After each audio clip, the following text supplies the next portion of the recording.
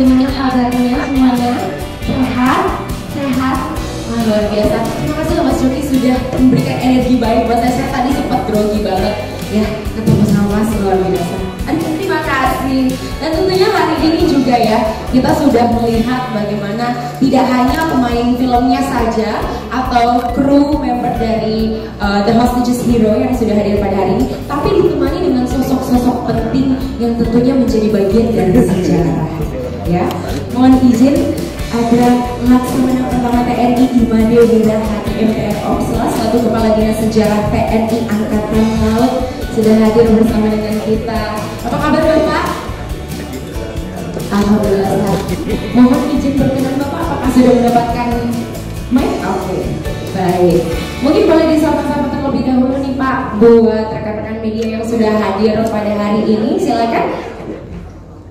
Assalamualaikum warahmatullahi wabarakatuh. Waalaikumsalam. Salam sejahtera buat kita semua. Salam Om Swastiastu. Alhamdulillah hari ini kita melaksanakan preskon pada film The Hostages Hero yang selesai pengambilan scene terakhir hari Sabtu.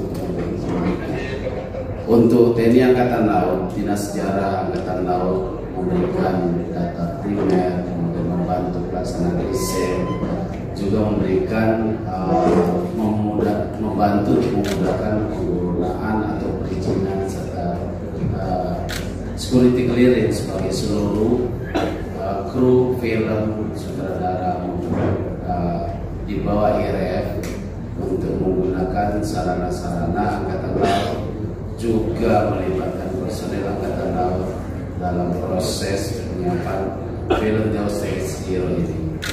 Jadi Dinas Sejarah Angkatan Laut bersama dengan IRF, terima kasih banyak Pak Irsa sudah mengangkat true story dari TNI Angkatan Laut dalam melaksanakan tugas menjaga keamanan perairan jurisdiksi Angkatan Indonesia. Mudah-mudahan ini tidak berhenti di sini saja Bapak, masih banyak. Mungkin nanti dari IRF muncul film-film berikutnya dari Angkatan Laut, hanya bisa membantu sarana, prasarana dan prajurit serta tempat. Selebihnya semangat yang tidak akan putus untuk membantu IRF. Tapi ini perlu diketahui wartawan semua, teman-teman media, kami tidak bisa membuat cerita ini sedemikian baik, dan sejarah TNI Angkatan Laut tidak bisa menulis sejarah ini dengan baik tanpa bimbingan, juga tanpa kehadiran beliau yang sudah melaksanakan langsung pada saat kejadian di tahun 2004. Laksamana TNI Purnawirawan Kehormatan Dr. Rahman. Demikian Bapak, kami terima kasih banyak. Itu yang bisa saya sampaikan kepada teman-teman media. Cerita ini bukan dari kami, tapi cerita ini dari beliau yang memimpin saat itu bersama prajurit TNI Angkatan Laut. Terima kasih. Luar biasa, semangat solidaritas yang begitu luar biasa tentunya. Terima kasih Bapak sudah menyampaikan kesannya juga dan sudah bercerita tentang bagaimana proses mungkin syutingnya dan juga sejauh mana keterlibatan dari Dinas Sejarah TNI Angkatan Laut. Terima kasih banyak tentunya Pak. Selanjutnya saya mau bertanya beralih kepada Kepala Dinas Penerangan TNI Angkatan Laut Laksamana Pertama TNI Tunggul M. Han. Nah Pak, saya mau nanya nih, kira-kira kan film ini udah nampak jelas The Hostages Heroes menceritakan tentang kisah sejarah yang mohon izin diangkat dari kisah peristiwa tahun 2004, betul begitu ya Pak ya? Sudah pasti memiliki nilai edukasi ya untuk film ini. Kira-kira pesan edukatif seperti apa sih Pak yang paling ingin disampaikan ke masyarakat Indonesia, yang paling penting yang tentunya diharapkan dapat tersampaikan di seluruh mata penonton masyarakat Indonesia? Silakan Pak. Terima kasih atas pertanyaannya. Tujuan dari pembuatan film ini tentu saja untuk memberikan pendidikan atau edukasi kepada masyarakat bahwasanya Indonesia pernah memiliki suatu sejarah besar, yaitu menyelamatkan warga negara Indonesia yang sedang terancam jiwanya di tengah laut. Nah, peristiwa ini tentu saja memiliki tantangan tersendiri dengan metode apa supaya bisa tersampaikan dengan baik pada masyarakat. Nah, bahasa yang menjadi salah satu bahasa yang sangat umum, sangat common, salah satunya adalah dengan melalui film. Dengan film ini diharapkan tentu saja penyampaian pesan-pesan nilai moral tentang cinta tanah air, tentang nasionalisme, tentang bagaimana orang-orang yang terlibat di dalamnya tentu saja selalu berada di dalam pilihan atau dilema. Makanya salah satu temanya adalah ketika laut memanggil, mereka harus memilih apa? Memilih antara keluarga atau tugas. Memilih tentang apa lagi?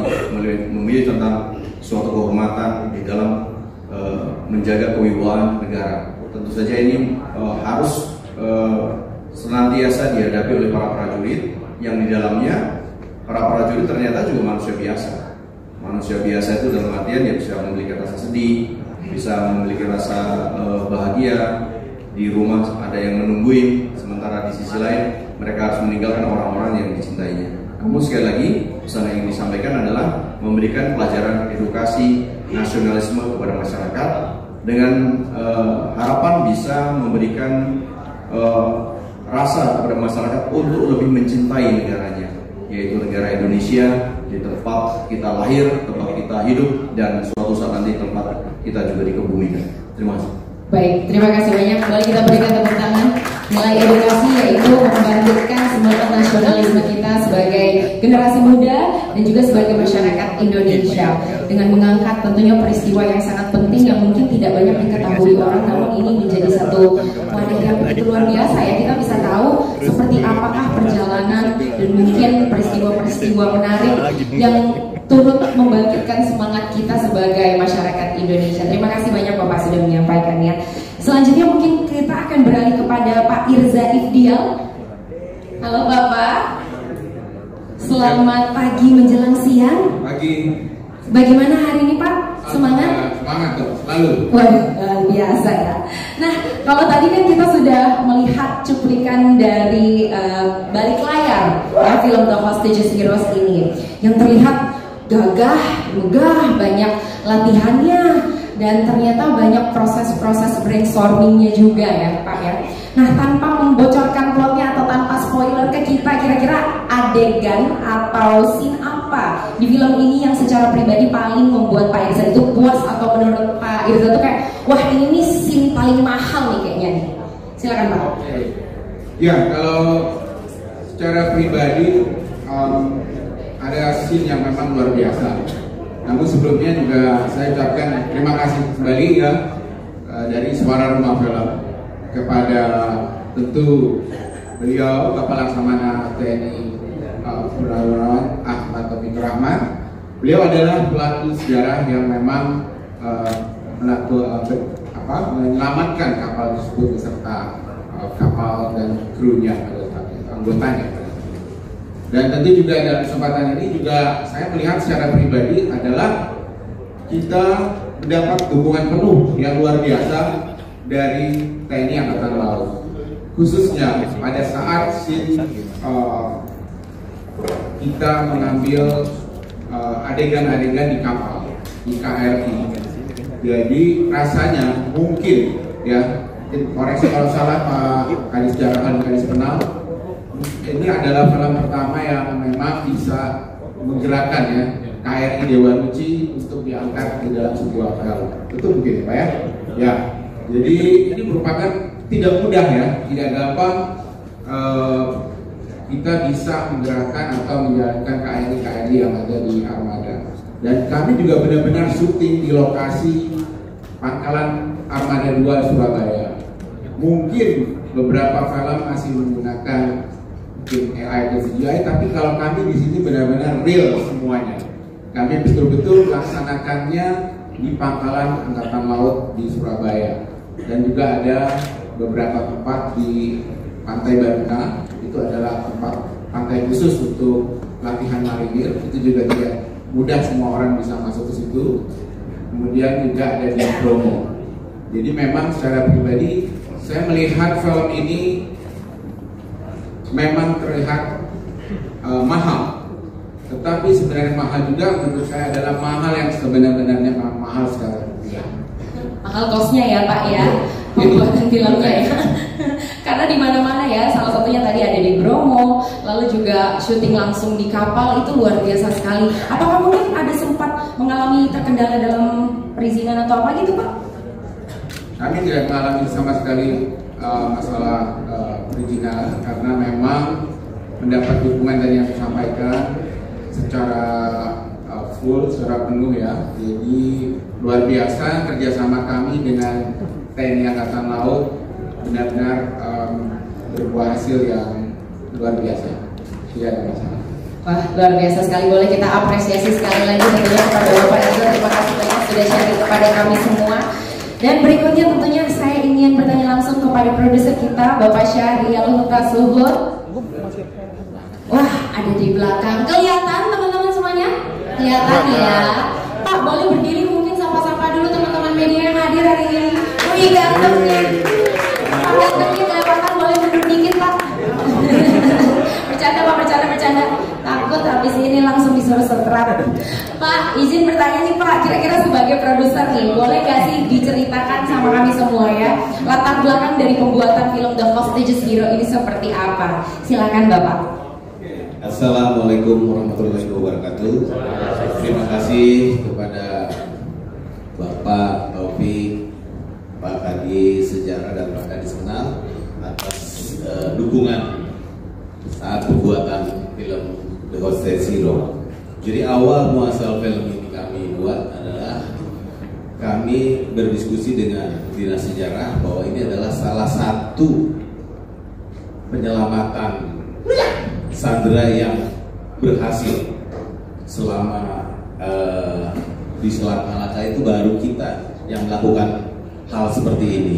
Kebetulan beliau Pak Taufik menuntun kami untuk ikut serta dalam penulisan film tersebut, di mana memang ini salah satunya adalah kami ingin mengangkat kedaulatan Indonesia yang kita ketahui bahwa 70% wilayah kita adalah dalam lautan.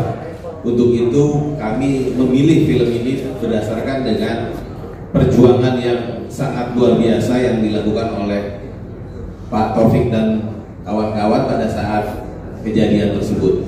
Itu yang menurut kami pantas kami angkat kepada masyarakat luas, bahwa TNI Angkatan Laut pernah memiliki penyelamatan sandera yang menurut ceritanya adalah satu-satunya penyelamatan yang benar-benar tidak ada korban jiwa dalam pelaksanaan tersebut. Begitu saya sampaikan. Terima kasih. Wah, keren sekali ya tentunya ya, dengan guidance langsung dari sang pelaku sejarah ya, Pak Ahmad Taufikur Rahman. Betul ya Pak ya.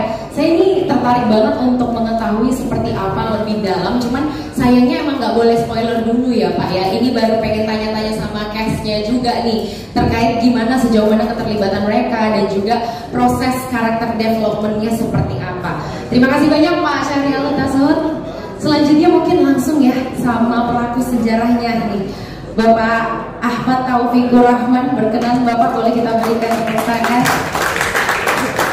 Pengalamannya kan puluhan tahun nih Pak ya di TNI Angkatan Laut ya. Bisa diceritakan nggak sih Pak, nih sedikit aja bagaimana sih proses transfer pengetahuannya bisa berjalan dengan tim kreatif dan juga aktor? Silahkan Bapak.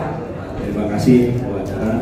Yang pertama tentunya saya ucapkan terima kasih pada Angkatan Laut yang sudah menginisiasi mengangkat cerita atau sejarah yang pernah terjadi di tahun 2004, yang memang kalau kita lihat sejarah ini belum pernah ada yang berhasil membebaskan daerah di laut. Kalau di pesawat udara banyak tuh, di Mogadishu, di Don Muang dan sebagainya, karena dia berada di darat satu lantai. Kalau di kapal itu karena dia berada di laut dan ada 9 lantai. Jadi insersi pasukan saja udah suatu perjuangan tuh, bagaimana kita harus mendekat, kemudian harus menyamarkan pasukan kita masuk pelan-pelan, merayap di bawah bawah pipa gitu ya. Dan yang lebih spektakuler adalah dilakukan bukan oleh pasukan khusus, dilakukan oleh awak kapal perang yang memang saya latih khusus waktu itu. Jadi ada ya semacam mungkin hidayah gitu, dapat petunjuk dengan prinsip saya tidak akan perang dengan kapal ini pada saat saya jabat itu. Dan terbukti sampai sekarang tidak ada perang.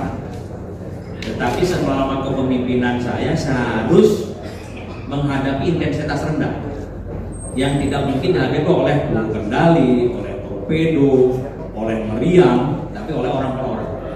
Nah, prinsip di dalam tentara, train as you fight. Latihlah apa yang akan dikerjakan. Maka saya melatih itu dengan inisiatif sendiri tentu.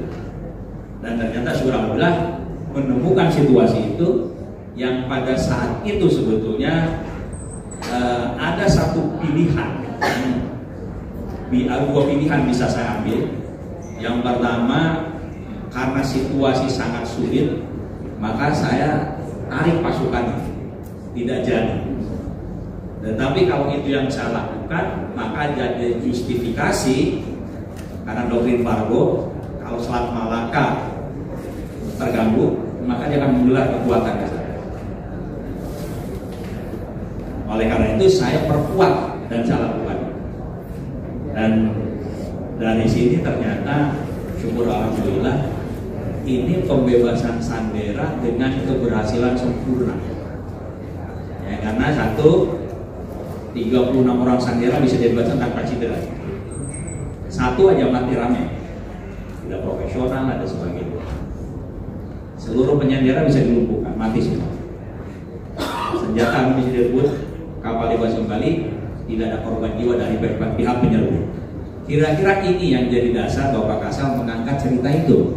Karena ini di dunia belum pernah ada dan akhirnya ditiru oleh satuan-satuan angkatan seluruh dunia. Bagaimana anak buah kapal dilatih itu.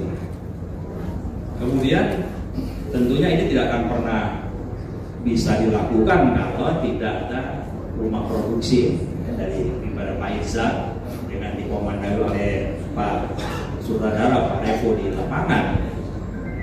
Karena tentunya saya kan tidak paham masalah sinema. Maka sejak awal saya sampaikan begini pada seluruh, saya bukan bagian dari Angkatan Laut. Karena saya tidak ada perintah tuh, tidak surat perintah. Dan saya bukan bagian dari produsen karena tidak ada kontrak. Tetapi saya punya tanggung jawab moral angkatan ini dan saya sangat berterima kasih. Mungkin ada sesuatu yang bisa kita berikan legacy kepada generasi berikutnya dengan kejadian ini. Nah, sehingga pada itu kita bersepakat kita akan gabungkan bahasa operasi yang saya pimpin itu dengan bahasa sinema dari rekan-rekan dan perfilman. Nah, akhirnya jadilah film ini, tidak seperti itu. Ya. Dan tentunya ada yang paling penting saya sampaikan, bagaimana saya mengambil resiko. Jadi kalau terkait dengan kehormatan negara, dengan kedaulatan, tidak boleh kita menghitung-hitung untung rugi. Apa yang akan kita dapatkan, apa kita kaya atau enggak, kita ambil resiko itu demi kejayaan bangsa dan negara. Demikian kira-kira, terima kasih. Boleh kita berikan sekali lagi apresiasi atas keberanian dari Laksamana TNI Purnawirawan Kehormatan Ahmad Taufikur Rahman. Terima kasih banyak Bapak sudah sharing kepada kita semua. Nah, tadi kan ada ya disebutkan kalau ada proses-proses yang cukup sulit seperti proses penyamaran, apalagi syuting di kapalnya langsung ya, yang mana itu ada 9 tingkat. Nah, ini saya mau nanya langsung sama yang berkaitan langsung, yaitu Pak Sutradara, yaitu Pak Revo S. Rurut. Nah, berkenan nih Pak, mungkin diceritakan sama kami semua kira-kira sesulit itu ya Pak prosesnya ya untuk bisa syuting di atas kapal. Kira-kira challenge yang terdapat di sana tuh seperti apa Pak? Silakan. Assalamualaikum warahmatullahi wabarakatuh. Salam sejahtera kita semua. Terkait dengan apa ya challenge di kapal, tentunya kami semua yang memang sipil yang belum pernah masuk di kapal perang itu ya merupakan satu tantangan khusus. Tapi kita namanya juga mau bikin film, kayak kita mengenal apa objek yang kita mau lakukan. Tentunya kita melakukan survei. Nah dari situlah kita banyak mengenal, banyak tahu. Yang dari waktu ke waktu akhirnya kita yang tadinya sulit jadi mudah, yang tadinya tidak tahu bisa tahu. Nah itu kalau dibilang sulit ya awalnya. Pada saat kita sudah melakukan dan dibantu oleh bapak-bapak dari Angkatan Laut, semua bisa berjalan dengan lancar. Begitu, Pak. Dapat full support tentunya ya dari bapak-bapak dari Angkatan Laut. Nah kalau gitu tadi udah diceritain, boleh kalau dari versi Pak Revo sendiri di spill dong ke kita kira-kira film The Hostages Hero ini sebenarnya bercerita tentang apa sih Pak? Ya menceritakan tentang keberhasilan prestasi dari Angkatan Laut telah mengamankan di sebuah teritorial pada saat itu di tahun 2004 di Selat Malaka khususnya, dengan prestasi yang telah disampaikan oleh Bapak Purnawirawan Taufikur Rahman dan Bapak dari Dismanal dan Bapak di sejarah hal bahwasannya ada sebuah tim dari Angkatan Laut yang mampu menyelamatkan Sandra dari FT Pematang milik Pertamina dengan tanpa ada korban, dan perompaknya bisa diselesaikan dengan ya mati. Tapi juga tim penyelamatnya juga benar-benar selamat, walaupun ada masih sedikit ada luka-luka, ya cuma sampai di luka-luka. Dan ini menurut teman-teman dari Angkatan Laut merupakan suatu prestasi yang luar biasa di dunia, dan itu yang menyebabkan kami dari tim kreatif begitu tertarik untuk mengangkat cerita ini dengan challenge, di mana true story ini bisa ditonton selain menjadi tuntunan juga menjadi hiburan. Ini cukup lumayan sulit ya, gitu ya. Bagaimana film-film sejarah ini bisa jadi diminati, ditonton oleh masyarakat, dan goalsnya adalah masyarakat mengetahui bahwa film ini patut ditonton karena sejarah yang luar biasa dari Angkatan Laut, tapi tetap menghibur. Ini menurut saya challenge besar yang kami meramu, mengemas supaya film ini layak menjadi tontonan yang benar-benar baik. Itu sih bentuknya kalau dari kami. Luar biasa, boleh kita berikan tepuk tangan semuanya untuk Pak Revo. Terima kasih banyak sudah berbagi cerita juga kepada kita semua, dan tentunya kita sudah tidak sabar dan menanti-nantikan film The Hostages Hero ini untuk tayang di layar lebar Indonesia. Baik, selanjutnya, nah ini kita akan langsung masuk ke para cast dari film The Hostages Hero. Yang pertama ada Mas Yama Carlos. Nah, ada nggak nih? Wah, Mas Yama, apa kabar Mas? Tes. Puji syukur sehat. Sehat ya. Wah, jadi banget nih badannya. Rajin nge-gym ya sepertinya ya. Apa? Rajin nge-gym. Dari dulu memang gak pernah berubah badannya. Oh, aduh, flexing dikit kali ya hari ini ya. Mas Yama, mau tahu dong kita di sini kira-kira Mas Yama di sini karakternya sebagai apa sih? Assalamualaikum warahmatullahi wabarakatuh. Salam sejahtera buat kita semua. Terima kasih. Mohon izin Bapak Laksamana TNI Purnawirawan Kehormatan Ahmad Taufikur Rahman, Bapak Laksamana pertama Pak Kadis Penal, Bapak Laksamana pertama Pak Kadis Daral. Ya, jadi saya di film The Hostages Hero ini berperan sebagai Letkol Laut Taufik, masa lalunya Pak Taufik. Cie. Masa depannya sekarang ini sudah full bintangnya. Ya sedikit fun fact ya. Jadi saya bermain di film ini tetap melalui proses di casting dulu. Dan pertama kali saya di casting sebenarnya bukan jadi Pak Taufik, menjadi yang ada di sebelah kiri saya ini.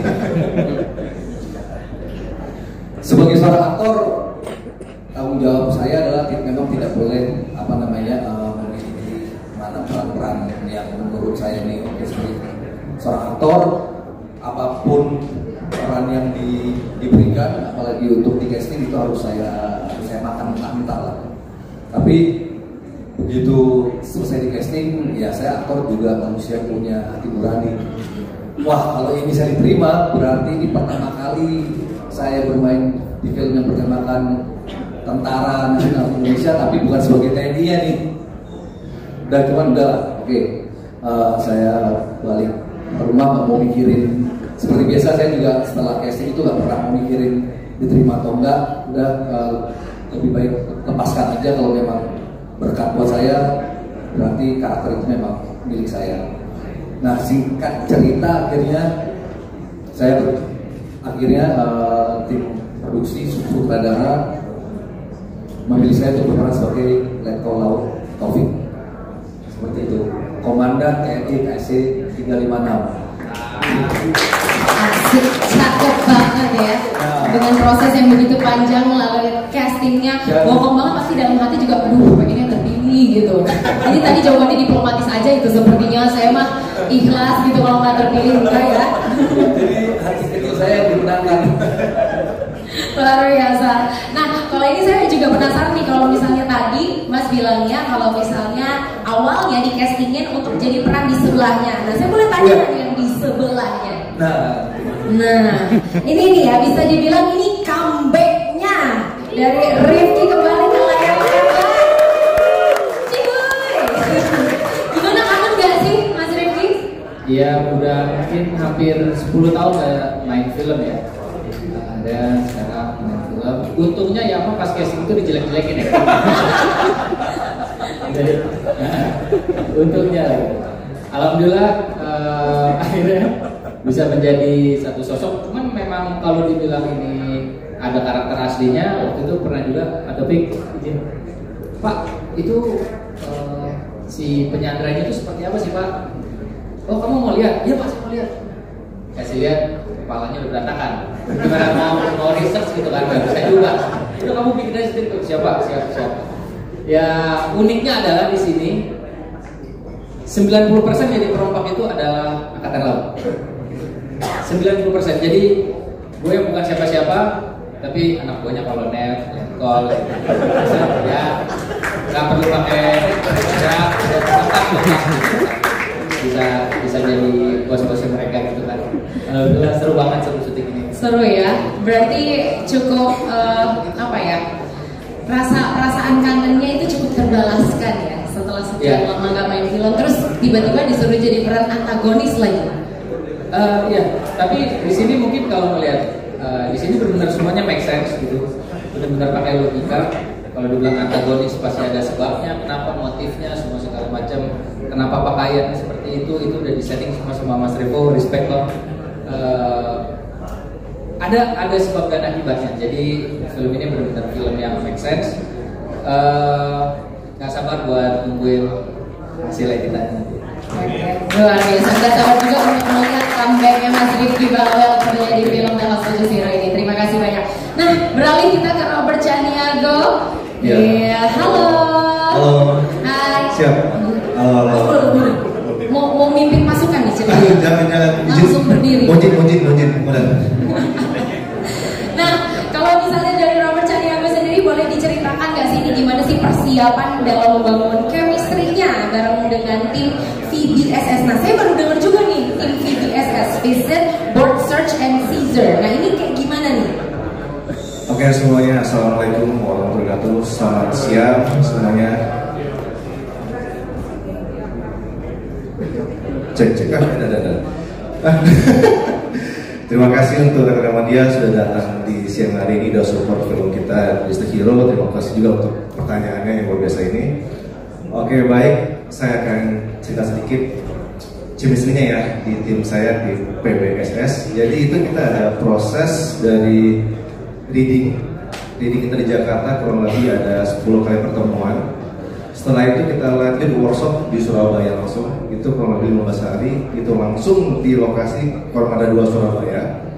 Di sana kita benar-benar merasakan menjadi seorang tentara di barat, yang kita di challenge sebagai aktor gimana cara kita sebagai prajurit tentara gitu loh. Dan itu kita wah, teman-teman langsung berpikir wah ini bakal capek, bakal lelah. Ya pertamanya sih sebagai manusia pasti capek lah gitu, ngikutin semua proses workshop selama 15 hari di Surabaya. Setelah kita mulai proses itu ya kita menikmati semuanya dan kita happy, semangat. Dari sana kita menciptakan sesuatu yang karya baik untuk tim PBSS yang sekarang ini. Ya alhamdulillah semuanya berjalan lancar. Luar biasa, termasuk yang tadi ya yang di belakang tuh ada cuplikannya pas semuanya lagi di promo, itu lagi menari ceritanya. Ya, nah itu, aduh. Itu formasinya kayak boyband bener ya? Itu challenge terbesar untuk saya dan teman-teman sih, karena kita semua ini kaku ya kayak robot ya.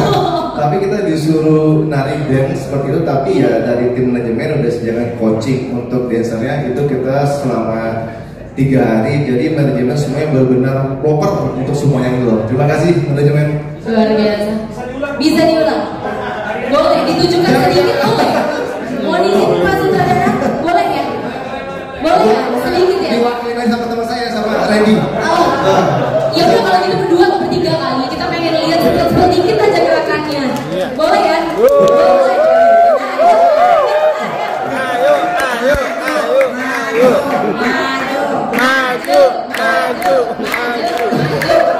Kalau nggak maju langsung dipotok V-nya. Aduh itu gerakannya udah lupa soalnya, itu gerakannya sedikit ribet tapi ya enjoy dan nikmat. Ini. Oh enggak. Last pose-nya aja boleh nggak? Kan last pose-nya. Oh Rifki mau maju. Oh last pose-nya aja boleh nggak? Ren. Kita sesama teman, kita sesama tim loh Ren. Oh Bang Brata. Sekali aja, ini biar tim dokumentasi dan tim media tuh bisa mendapatkan potret-potret terbaik ya kan?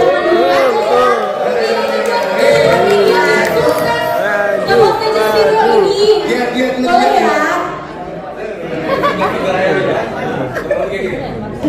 Nah, sih.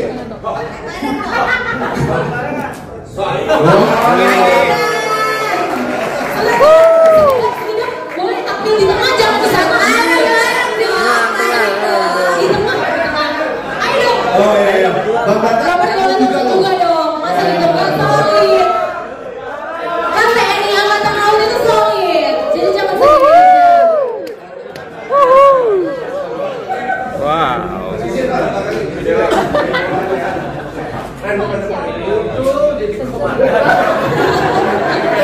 Enak ya untuk komandan ya.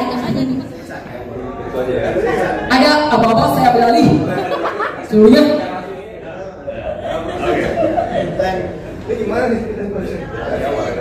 Oke, intro. Langsung refnya.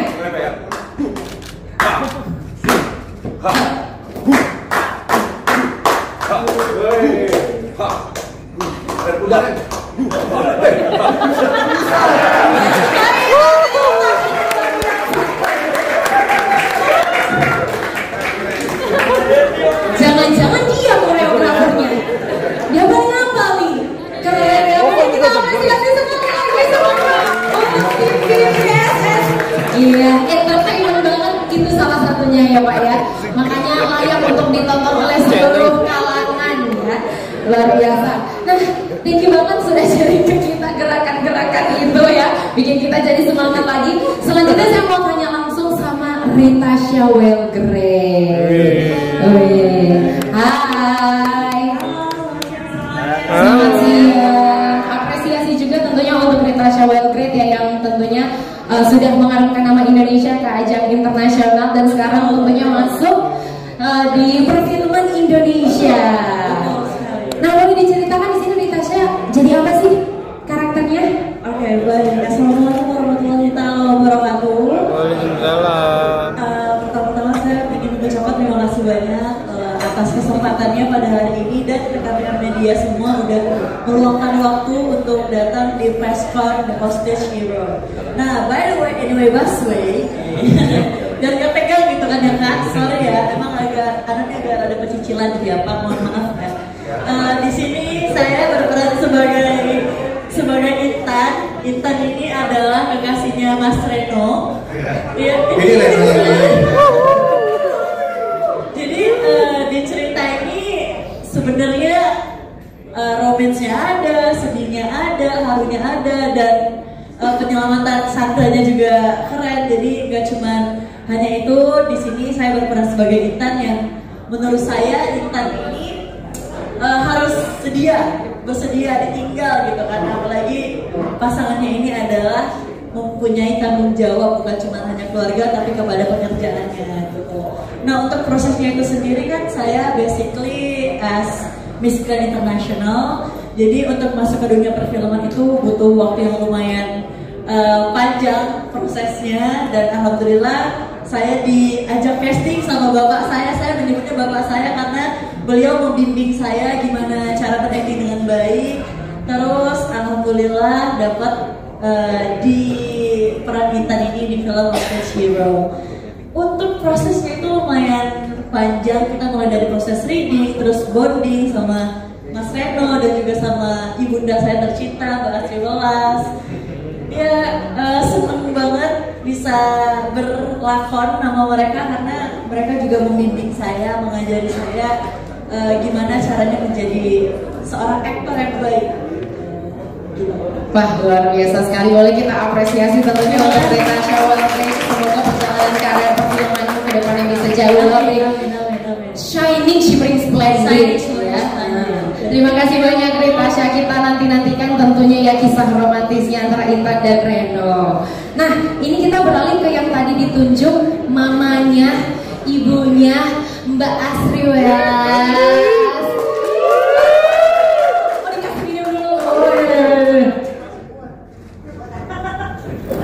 Ini air doa ya. Mbak Astri apa kabar? Baik dong, cantik. Alhamdulillah, seneng banget loh. Ini saya apresiasi banget sama Mbak Astri Welas, juga selain sebagai seorang pemain film, juga seorang entrepreneur, punya butik ya di Depok Margonda. Betul? Betul, dekat ya tetangga. Iya, dekat, kita tetangga. Saya soalnya orang Depok. Cuma Ayu Ting Ting yang di Depok. Oh enggak, ada Nami Ting Ting juga gitu di Depok ya. Kalau Astri Tong Tong. Seru nih ya kayaknya ya, keluarganya lengkap, ada lucu-lucunya, ada komedi-komedinya, udah pasti ada Queen of Comedy Indonesia Mbak Astri Welas. Makin lengkap rasanya film The Hostage Hero ini ya. Nah, mungkin pertanyaannya adalah kembali beradu acting lagi dengan Bang Tigor, cuman Bang Tigor hari ini tidak bisa hadir ya. Gimana sih rasanya Mbak Astri bisa kembali beradu acting dengan Bang Tigor? Silakan. Selamat siang semua. Siang. Terima kasih para pers. Terima kasih bapak-bapak pimpinan dari TNI Angkatan Laut. Terima kasih Mas Revo. Saya Sofia Lacuba.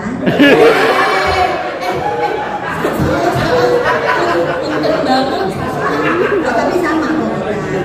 Samanya sama-sama janda. Jadi seneng banget. Tahu nggak berapa tahun? Jadi aku sering banget satu frame tapi bukan di film sama Mbak Tigor, kayak cuma di talk show atau acara TV. Jadi udah sekitar 19 tahun yang lalu.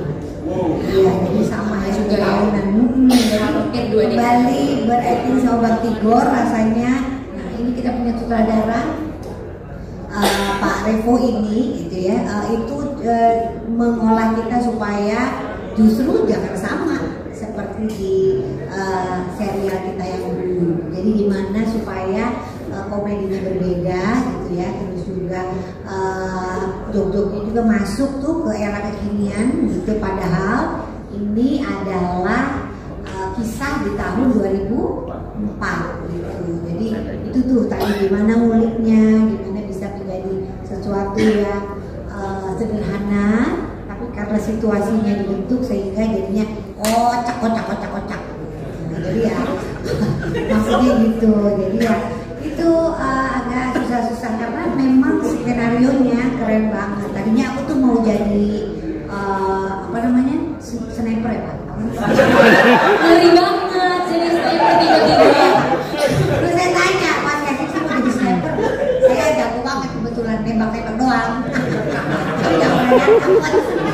nembak pria-pria yang katanya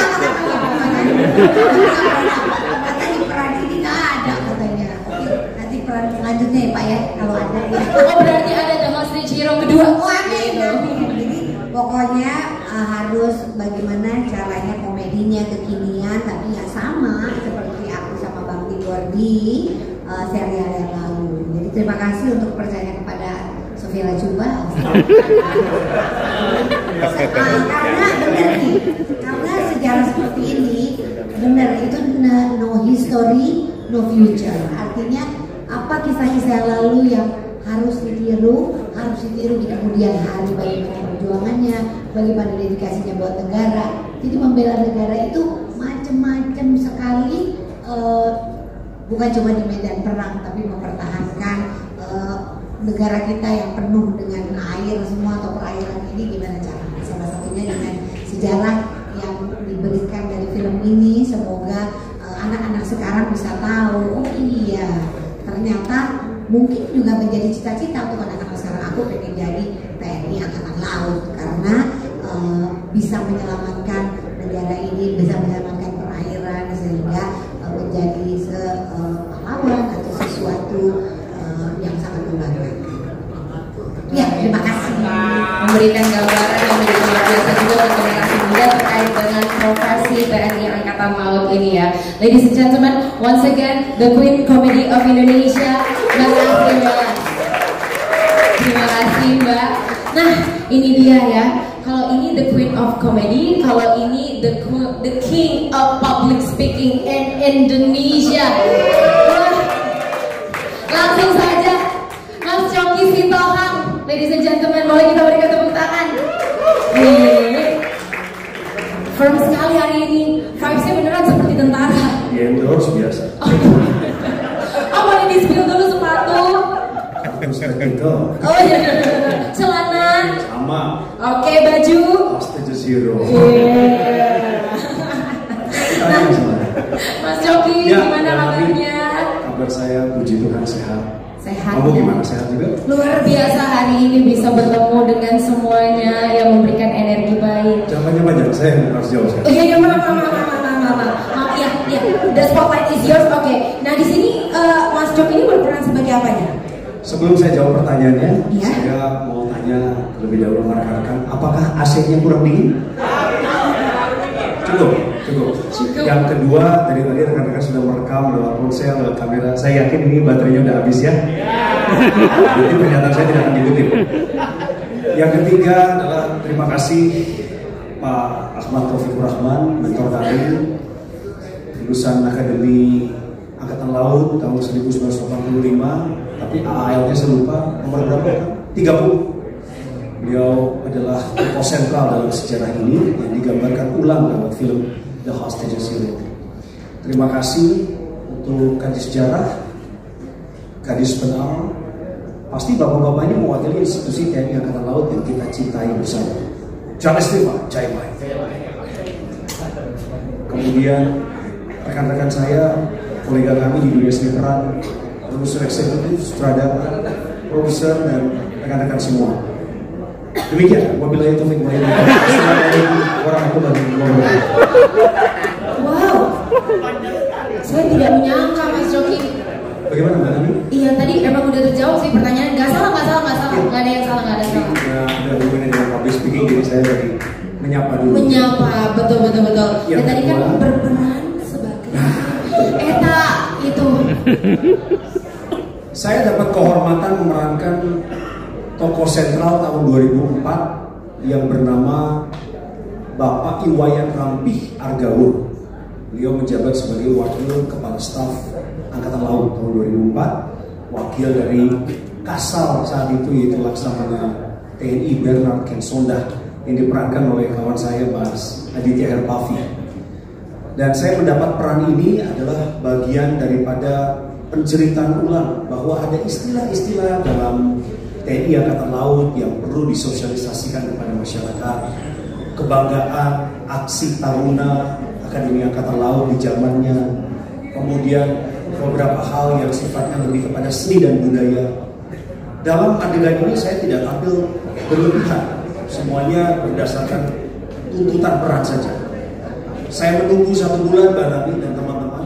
Kalau tadi rekan-rekan saya dengar pada sibuk reading, bonding, saya juga sama. Saya kebanyakan sibuk menunggu kapan saya syuting. Saya menunggu 1 bulan sebenarnya sama Mas Adit, tapi 1 bulan itu kami tetap produktif, kami tetap mengerjakan hal yang lain sambil berpikir bahwa kalau waktunya siap untuk kami pun harus siap memerankan itu. Singkat cerita, 18 Oktober hari Sabtu kemarin kami suatu kehormatan sekali lagi boleh masuk ke pusat komando pengendalian Markas Besar Angkatan Laut Cilangkap. Di sana kami melaksanakan syuting dan kami bersyukur bahwa dalam dokumentasi itu dokumentasinya tidak boleh diunggah karena itu merupakan salah satu saran strategis TNI Angkatan Laut dalam menyampaikan pesan-pesan peperangan, operasi dan lain sebagainya.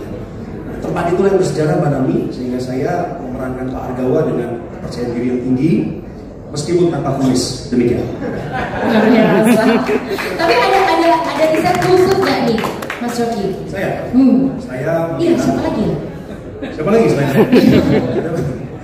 Saya melihat profil beliau ini sebenarnya saya tahu karakternya kurang lebih karena tahun 2004 itu saya masih jadi wartawan saat itu, profesi saya saat itu saya menjadi jurnalis dan peristiwa Selat Malaka ini tidak luput dari liputan kami waktu saya berprofesi sebagai jurnalis. Saya tahu Pak Argawa itu orangnya tegas banget sampai orang berpikir setiap kali beliau ngomong ada marahnya. Saya rasa bahwa ini pernah dipimpin sebagian khususnya yang Akademi Angkatan Laut lulusan 93, apalagi Pak Taufikur Rahman tahun 85 pernah mengalami bagaimana ngerinya dipimpin oleh Pak Argawa sebagai wakasal saya. Tetapi saya diberikan satu keleluasan untuk mengekspresikan kecintaan kami terhadap institusi sehingga dalam adegan yang saya perankan di sana lebih humanis. Luar biasa sekali, boleh kita apresiasi tentunya. Well said banget, terima kasih banyak Mas Coki. Iya pasti. Sudah tahu mau nonton sama siapa? Saya soalnya udah nonton ini vlognya. Nah, saya nonton vlognya aja. Katanya kan nggak boleh direkam, tapi buktinya Mas Coki bikin vlog. Ayo, ada diposting di Instagram. Oh, kalau itu sudah seizin Markas Besar Angkatan Laut. Oh, udah izin. Sudah, karena begini, prinsip hidup saya adalah kita memberikan yang terbaik dan sisanya kita kembali kepada Tuhan dan orang dalam. Siap. Kalau kita berikan tepuk tangan tentunya untuk Mas Coki, terima kasih banyak. Kita serahkan ke orang dalam. Baik, ini kita juga pengen langsung mewawancarai orang dalam ya. Ya, orang dalam maksudnya istri perompak di sini ya. Ada Mbak Nunu Anggraini. Iya. Halo. Mbak Nunu, tadi kan aku udah spill ya. Mestinya kan harusnya Mbak Nunu sendiri ya yang ceritain ya. Jadi sebelumnya saya udah selesai. Sudah. Oh, abis ini mungkin bikin podcastnya aja kali ya. Izin ya Pak ya. Kalau Mbak Nunu di sini kan sebagai istri Jalaluddin ya. Betul. Nah, jadi istri pembajak, kira-kira karakter development-nya itu seperti apa sih? Oke, sebelumnya saya mengucapkan terima kasih untuk teman pers yang sudah ada di sini. Begitu juga segenap pimpinan dari TNI Angkatan Laut dan Pak Revo juga. Nah, kalau tadi ditanya apa, Mbak? Pertanyaannya Mbak. Karakter development minum, Mbak. Oh iya. Boleh minum dulu kali ya? Oh udah. Iya, nanti beseran ya. Nah, kalau saya kan sendiri karakternya sebagai Aisyah, jadi namanya Aisyah. Aisyah sendiri adalah istri dari perompak Jalaluddin di sana. Ya, Captain. Serem banget ya. Aisyah sendiri itu menjadi wanita yang tangguh, kuat. Jadi emang di sini diceritakan sisi dibalik kehidupan seorang perompak. Ada istrinya, ada anaknya. Pokoknya itu begitu menyedihkan, menyakitkan juga ya. Seperti itu kurang lebih. Ada tisu? Enggak. Saya kira mau nangis. Saya kira mau nangis gitu ya. Iya.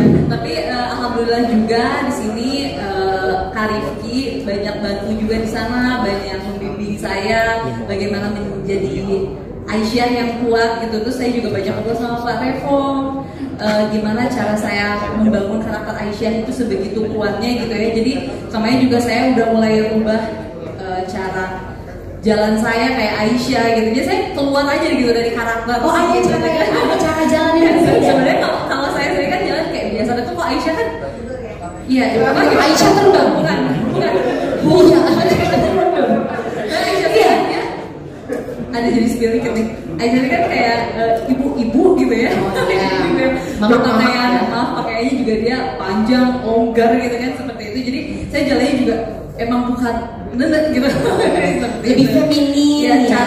Cara bicara saya juga saya ubah menjadi lebih elegan, lebih keibuan seperti itu. Karena saya sangat menyayangi keluarga saya. Ya, walaupun suaminya enggak gitu.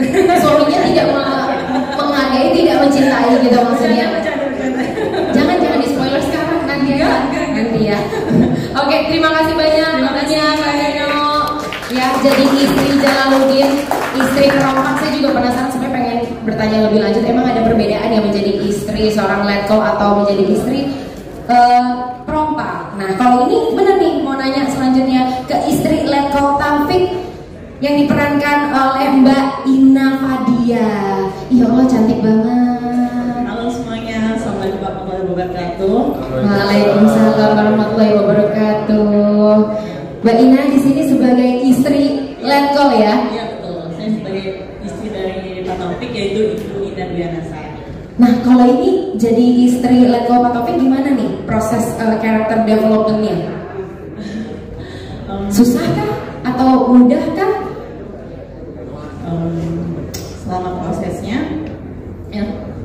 saya ingin menjelaskan dulu bagaimana menjadi seorang istri dari Angkatan Laut yang juga mungkin mewakili dari semua istri-istri dari Angkatan Laut, yang bagaimana dia senantiasa untuk mendukung suaminya sekaligus harus merelakan untuk melepaskan suaminya dalam tugas untuk menjaga kelautan negara. Nah, selama prosesnya untuk bagaimana bisa menjadi seorang istri dari Angkatan Laut yang mungkin tidak mudah ya untuk terbayang, karena kan itu internal dari TNI ya.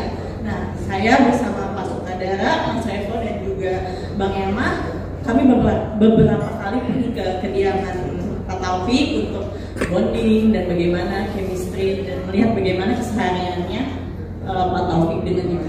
Jadi yang ditampilkan nanti di film The Hostess Hero itu benar-benar bagaimana kisah Pak Taufik dengan ibu. Kisah cintanya juga ya. Sekali. Bahkan sama syutingnya aja, selama kasihnya saya kayak gemes sendiri gitu. Yang pun kayak sosit sampai semua krunya aja, kok sosit banget. Oh, gitu ya. Gak sabar keumuan itu bisa kita saksikan semuanya. Dari kisah nyata bener yang terjadi oleh Pak Taufik dengan Bu Ina. Apakah Pak Taufik hari ini istrinya juga hadir? Gak bisa. Oh, padahal kalau ada bisa juga wawancara langsung juga ya hari ini ya. Baik, terima kasih banyak Mbak Ina. Terima kasih. Nah, istri-istri udah nih. Tadi juga dari Wakil Kepala Staf TNI Angkatan Laut, yaitu Mas Coki Sitohang udah. Nah, yang ini yang belum, Kepala Staf TNI Angkatan Laut yang diperankan oleh Mas Aditya Herpavi. Halo Mas. Selamat siang. Iya, save the best for the last ya sih. Iya. Terima kasih Nani. Iya, Mas Aditya, gimana nih perasaannya berperan sebagai Kepala Staf TNI Angkatan Laut, dan juga ada nggak persiapan khusus nih atau riset mendalam memerankan peran ini? Assalamualaikum warahmatullahi wabarakatuh. Salam sejahtera buat kita semua. Yang pertama tentu saya berterima kasih kepada Iswara Rumah Film, maaf saya berdiri ya, sama TNI Angkatan Laut yang sudah memberikan kesempatan khusus bagi saya di TNI untuk bisa berperan sebagai Laksamana TNI Angkatan Laut, Bapak Bernard Kensonda, yang saat itu tahun 2004 beliau masih menjabat sebagai Kasal. Betul ya Pak Taufik ya? Saya juga berterima kasih kepada rekan-rekan media yang sudah hadir hari ini dan ikut meramaikan acara ini.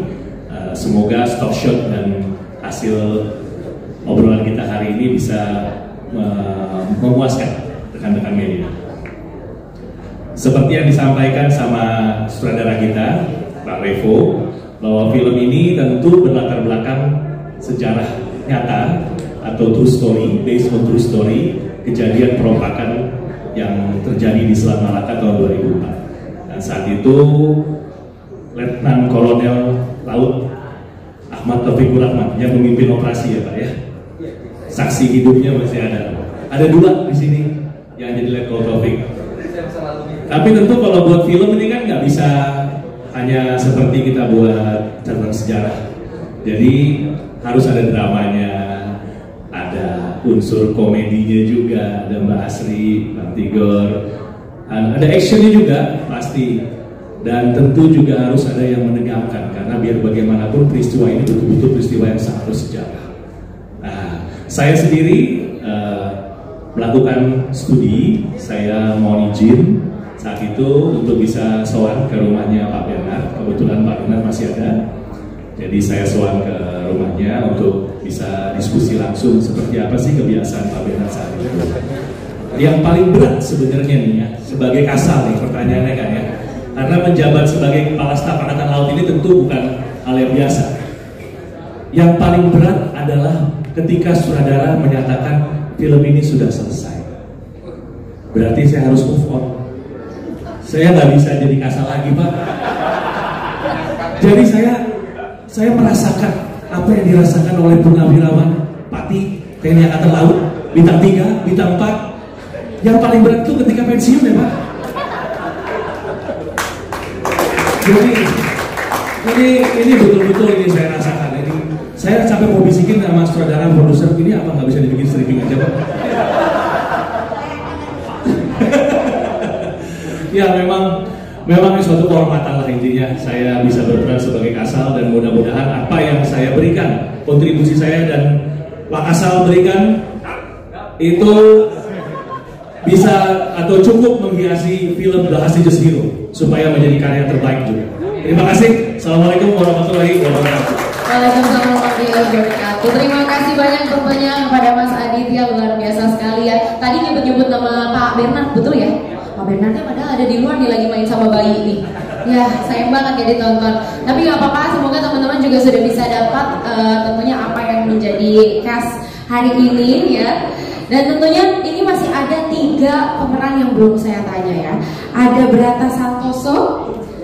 Ada? Boleh berdiri? Iya. Oh ini Bapak. Wah, halo Bapak. Ada Pak Barata, terus ada juga Mas Gian Grimaldi. Iya, boleh berdiri. Lalu ada Reni Medianto. Wih, oh ini koreografernya ya. Nah ini sebenarnya aku juga sama pengen apresiasi tentunya kepada para pemeran dan pengen tahu kira-kira seperti apa proses syutingnya yang menjadi challenge tentunya para pemeran-pemeran ini. Silakan, mau dari Pak Brata dulu? Assalamualaikum warahmatullahi wabarakatuh. Selamat siang semuanya, rekan-rekan wartawan yang ada di sini. Mohon izin Bapak Pimpinan dan kawan-kawan semua yang hadir. Saya antara senang dan tidak disuruh berbicara pertama kali, karena pasti alasannya karena usia.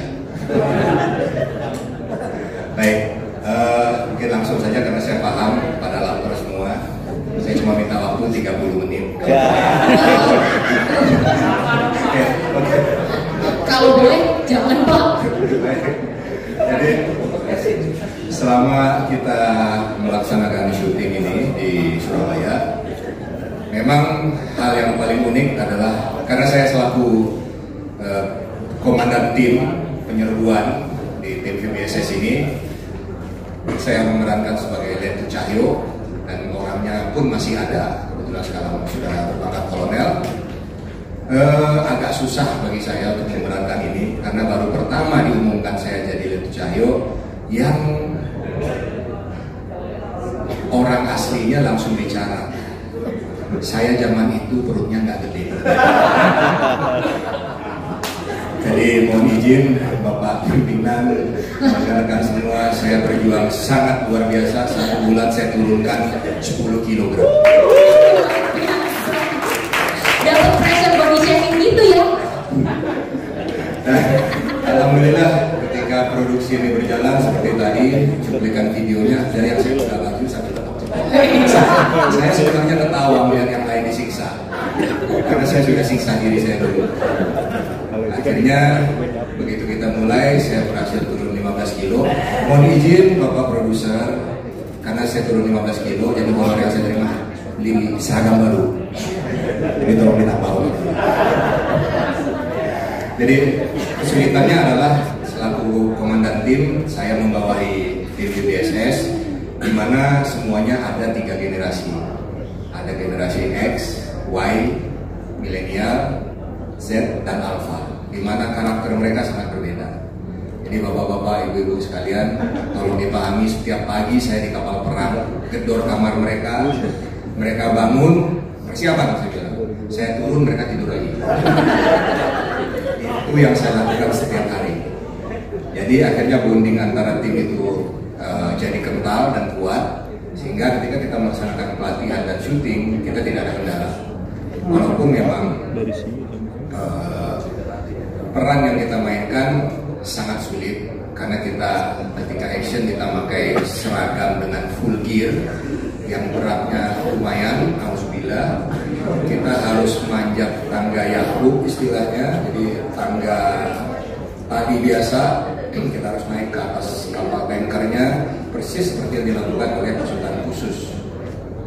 Nah, karena kita pasukan khususnya setengah matang, tapi alhamdulillah puji Tuhan kita bisa melaksanakan itu semua tanpa ada kendala yang berarti. Kalau luka-luka kayak ini wakil saya, wadan saya, Leda Denny. Ketika kita lagi latihan sampai terluka tangannya ya, 2 kali dan itu biasa. Ada yang kakinya lepas, sorry, ada yang kakinya terluka gitu ya, sepatunya lepas, itu biasa. Tapi itulah bagian dari pengabdian kami selaku aktor juga di sini. Kita menunjukkan dan memberikan yang terbaik untuk film ini, sehingga nanti insya Allah bisa diterima di khalayak ramai. Mungkin saya pindah dulu ke wakil saya sebentar. Silakan, Den. Assalamualaikum warahmatullahi wabarakatuh. Waalaikumsalam. Sebelumnya perkenalkan terlebih dahulu, nama aku Dewi Maki. Di sini berperan sebagai Leda Denny, dan ini film layar lebar pertama aku, jadi mohon doanya sukses. Soal Leda Denny ini karakter yang lumayan susah buat aku karena beda banget sama aku pribadi. Leda Denny itu seorang yang karisma, leader, sangat formal. Kalau aslinya cukup kecicilan, cengengesan, bercanda-bercanda, skincarean katanya. Jadi cukup menantang dan berkali-kali juga luka untuk film ini, tapi gak apa-apa, kita harus totalitas film ini apa ya, kita harus jilat dikit ya. Jadi kayak gitu aja. Waduh, kok jadi spill skincare? Ini itu aja sih. Bentar. Kalau tadi kan diceritakan katanya ada yang terluka ya, ada bagian-bagian yang terluka. Belum saya tahu yang terlukanya di mana, mau diobati? Paling parah yang terlukanya itu di sini. Aduh, seru ya ternyata. Kayaknya semuanya layak deh buat main film komedi. Terima kasih banyak ya Mas Gian ya. Tadi sebagai Leda Denny ya, wakil dari Mas Cahyo. Oke. Tapi apresiasi juga loh ya, udah berdedikasi untuk menurunkan berat badan itu. Mungkin nanti setelah yang ini udah spill skincare, mungkin boleh spill ya cara untuk diet ya. Bisa ya. Baik. Nah, yang terakhir nih ada koreografer kita, Mas Randy Medianto. Boleh kita kasih tepuk tangan dulu. Mas Randy di sini berperan sebagai apa sih, Mas? Assalamualaikum warahmatullahi wabarakatuh. Assalamualaikum warahmatullahi wabarakatuh. Selamat siang semuanya, mungkin yang hormat Selamat ini Pemerintahan Ahmad Taufik Rahman yang kami hormati, dan Karisma serta rekan-rekan media yang kami hormati. Alhamdulillah, sebelumnya kami mengucapkan terima kasih khususnya untuk TNI Angkatan Laut dan Suara Film karena telah memberikan kesempatan kepada saya untuk bisa bermain di proyek film ini, karena ini merupakan film perdana saya. Dan sebelumnya kami juga mohon izin memperkenalkan diri, nama kami Kapten Laut Khusus Randy Medianto. Alhamdulillah Saya prajurit TNI Angkatan Laut yang asli.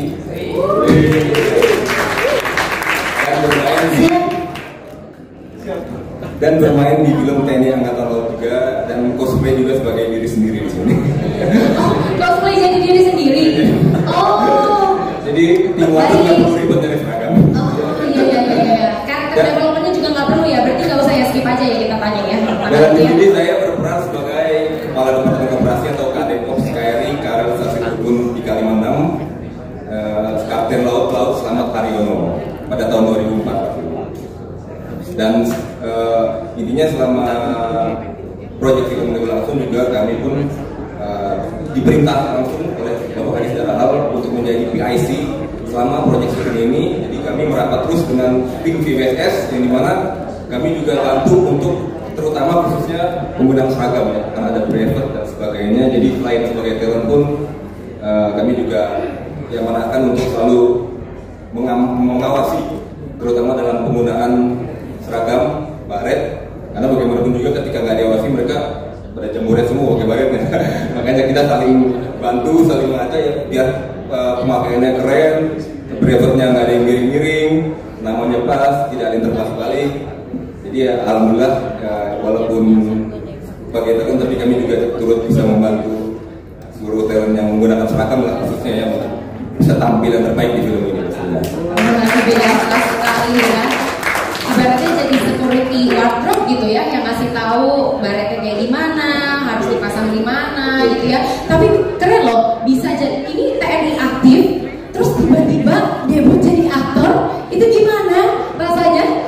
Ya intinya dalam proyek film ini, alhamdulillah memang ini juga merupakan dinas ya, karena dari satuan saya di segala hal juga memang sudah memberikan surat perintah. Jadi siapa yang terlibat di proyek ini, ada beberapa personil yang langsung diperintah oleh Bapak Kadis termasuk saya untuk bisa terlibat dalam film ini, selain sebagai talent dan juga sebagai PIC untuk membantu pengawasan dalam pemakaian seragam para talent-talent yang menjadi Angkatan Laut. Kurang lebih kayak gitu. Luar biasa, boleh kita berikan apresiasi sekali lagi tentunya untuk Mas Brata, Mas Gian dan juga Mas Randy. Terima kasih, kami persilakan untuk dapat kembali duduk ya.